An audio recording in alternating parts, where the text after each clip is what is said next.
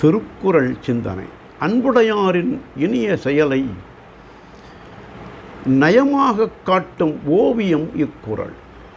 அன்பு இல்லாதவர்கள் யாதும் பிறர்க்கு ஈய மாட்டார்கள். எல்லாவற்றையும் தமக்கே உரிமையாக்கிக் கொண்டு இழிந்து வாழ்வார்.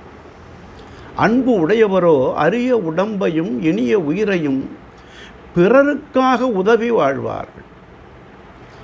பிறந்த மனிதன் சிறந்தவனாய் உயர்ந்து திகழ்வது இனிய செயல்களாலேதான்.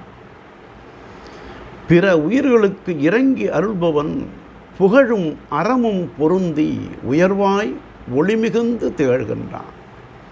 அவ்வாறு உதவாதவன் பழுதாகி பாழ்படுகிறான். பிறர் இனிது வாழ நலமே வாழ உதவி வாழ்பவர் புண்ணிய வாழ்வினை பெறுகின்றார். தம் நலமே பார்த்து தம்பாடே பார்த்து தம் நலமே கருதி தம் உயிரே வளர்ப்பவர் சின்ன மனிதராய் சிறுமையுறுகின்றார். பிறர்க்கு உதவுபவர் உதவி வாழ்பவர் பெரியோராய் உயர்ந்து பேரின்பம் அடைகின்றார்.